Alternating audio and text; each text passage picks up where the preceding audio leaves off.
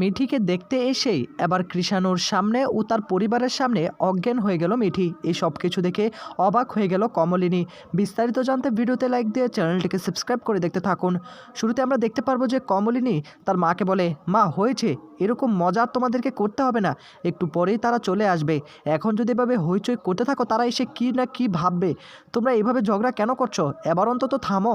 কুর্চি তখন বলে, শোনো মা, তোমার কিছু যথেষ্ট বয়স হয়েছে। এই বয়সে তোমরা যেভাবে ঝগড়া করছো না, এটা কিন্তু কোনোভাবেই শোভা পায় না।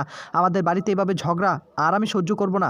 তখনই আবার ঠাম্মি বলে ওঠে, শোন কুর্চি, তুই আমার মেয়ে, আমাকেই তো এত কথা শোনাবি তাই না? আমি কি একা ঝগড়া করছি নাকি? উনি তো পায়ের মধ্যে পা দিয়ে আমার সঙ্গে ঝগড়া করছে। কিছুক্ষণ পরই সেখানে কৃষাণু চলে আসে। কৃষাণু এসেই দেখতে পায় বাড়িতে হট্টগোল, আর তখনই বলে, কী ব্যাপার, কী নিয়ে এত হইচই হচ্ছে? আমি তো কিছুই বুঝতে পারছি না। আপনারা কি ঝগড়া লেগে গিয়েছেন নাকি? আবার আপনারা না এবার অন্তত ঝগড়াটা বন্ধ করুন। আপনাদের এই ঝগড়া দেখতে না আমার আর ভালো লাগছে না। আপনারা বুড়ো বয়সে কি ঝগড়া যে করেন না। এই বলেই তখন কৃষাণু হাসাহাসি করতে থাকে। আর তখনই বড় ঠাম্মি বলে, ওই তো কৃষাণু চলে এসেছে। তা কৃষাণু, তুমি একা কেন? তোমার বাড়ির লোক কোথায়? তাদেরকে তো দেখতে পাচ্ছি না। বসো বসো, আসলে তোমাকে নিয়ে না একটু আলোচনা করছিলাম আর কি, আর এছাড়া আর কিছুই না। তখন আবার ঠাম্মি বলে, শোনো শোনো, ঝগড়া দেখবে না? অবশ্যই তোমাদেরকে ঝগড়া দেখতে হবে। আমরা যদি ঝগড়া না করি আনন্দটা কে পাবে শুনি? তখনই আবার কমলিনী কৃষাণুর দিকে তাকিয়ে বলে, ও তুমি কিছু মনে করো না বাবা, আসলে বুড়ো বয়সে তারা ভীমরতি ধরেছে, তারা আসলে ঝগড়া না করলে থাকতেই পারে না। অন্যদিকে নিচে যখন চেঁচামেচির আওয়াজ শুনতে পায় মিঠিল, তখন মিঠিকে বলে, শোন মিঠি, তুই কিন্তু কোনোভাবেই ঘাবড়াবি না, আমি তোকে বলে দিচ্ছি।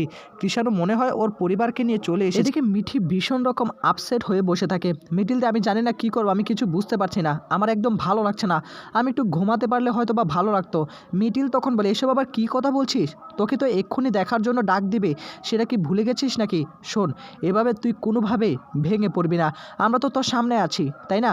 আমরা তোর পাশে আছি, তুই একদম ঘাবড়াবি না, তুই চুপ করে বসে থাকবি, যা যা প্রশ্ন করবে উত্তর দিবি, এছাড়া কিছুই না। আর ওদের সামনে কিন্তু এভাবে গোমরা করে রাখবি না, তাহলে কিন্তু খারাপ ভাববে।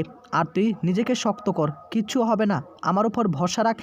দেখ, প্রত্যেকটা মেয়ের জীবনে কিন্তু এরকম একটা দিন আসে, এই দিনটাকে তোকে উপভোগ করতে হবে, এই দিনটাকে স্মরণীয় করে রাখতে হবে। তুইও কৃষাণুকে পছন্দ করিস, কৃষাণুও তোকে পছন্দ করে। এদিকে মিঠি তখন বলে, মিঠিল দি, আমার কেন জানি নিজেকে অনেক অপরাধী মনে হচ্ছে, আমি নিজেকে অনেক দোষী মনে করছি, আমি অনেক কিছু লুকিয়ে ফেলছি। আমার কেন জানি মনে হচ্ছে সবটা বলে দেওয়া উচিত, তারপর যদি না হয় তাতে আমার কিছু যায় আসবে না, অন্তত আমি নিজে থেকে একটু শান্তি পাবো। মিঠিল তখন বলে, দেখ, সকলেই তোর ভালো চায়, আর তোর ভালো চাওয়ার জন্যই আমরা এরকম একটা সিদ্ধান্ত নিয়েছি, তুই কোনোভাবেই মুখ খুলবি না। এদিকে তখনই কৃষাণু বলে, বাবা মা আসছে, কিন্তু মিঠিকে দেখতে পাচ্ছি না, মিঠি কোথায়? মিঠি কি উপরে আছে? আমি একবার গিয়ে দেখা করে আসি। এই বলেই তখন কৃষাণু মিঠির সঙ্গে দেখা করার জন্য উপরে চলে যায়।